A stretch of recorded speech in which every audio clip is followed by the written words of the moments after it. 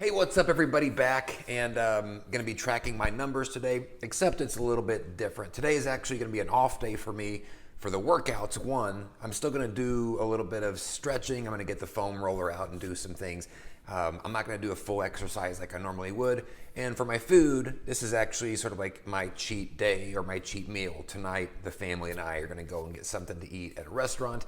And so I'm not going to really calculate anything that I'm doing in the evening, but I still calculated my entire day just like I normally would.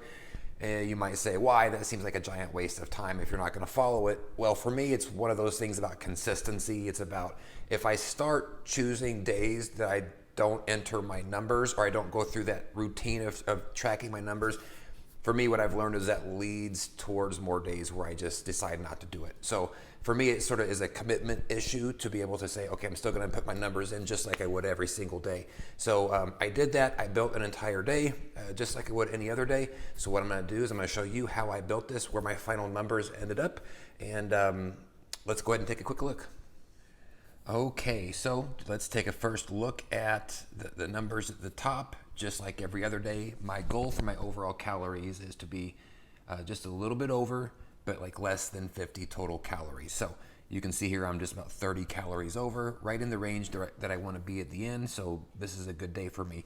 At the top, I always want to be just a little bit over on my protein, and I can mix and match the carbs and the fat. Those are a little bit offset. Typically my protein is a little bit higher and carbs and fat are a little bit lower.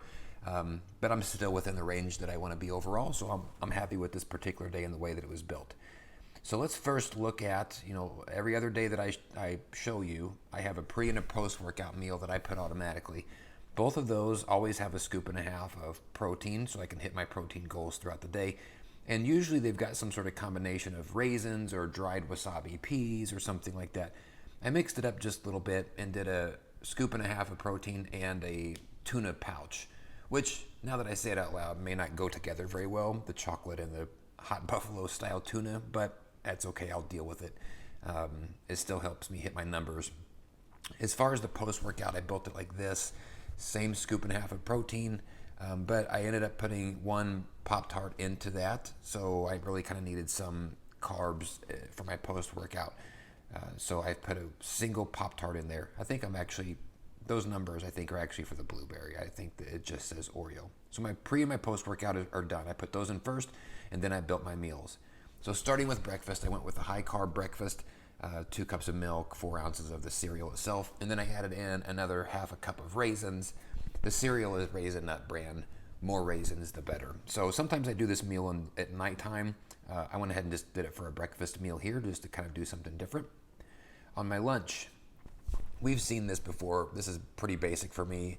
2 buffalo chicken patties, those vegan patties from Walmart, and then a half a can of black beans, and then a pouch of Uncle Ben's rice.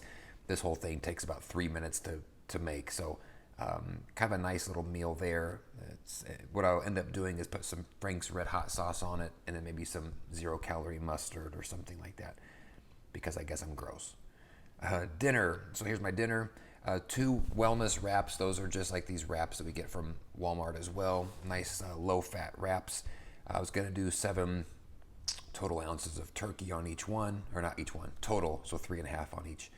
Some guacamole, and then some of the Greek yogurt, non-fat, non-flavored, for that sour cream kind of feel. So those were just going to be a couple of nice burritos or tacos or whatever you want to call them that I was going to make with some good protein. Now let's look at the snacks, because I had quite a few calories still that I had to fulfill. I put a protein cookie in there, which frankly is about 400 calories in itself. So that made up a lot of the calories that I was trying to do. 17 on fat. Part of the reason why my fat is so high for the overall day, you can see it at the top, 9.9 over, is because of that protein cookie there. You can see 17 grams of fat. In fact, if you look at everything else on my entire day, specifically at the fat, nothing comes close to 17. Well, I guess the guacamole is sort of close. There's the ground turkey. But by far, that was the biggest fat allotment for my entire day was the cookie. So you have to kind of watch with those types of healthy, quote-unquote, healthy snacks. There was a cup of Greek yogurt, 0 fat, which is nice. Some proteins there. And then, of course, my frozen fruit bar, which is simply some carbs, nothing else in it. So this is how I built the entire day. Everything looks good here. I got my pre and my post workout. Got a nice big breakfast, nice lunch. This will be certainly filling, and my tacos or burritos for dinner. I still got a couple of snacks worked in throughout the day. So this was a pretty easy build for me. Only thing really that I changed around was actually eating breakfast at breakfast, and I wanted to avoid raisins for the rest of the day on my pre and my post workout especially. So I replaced with some tuna and a Pop-Tart. So that's how I built this. Let me know if you got any questions. Hopefully this helps you to figure out how you can build your own, and we'll see you tomorrow.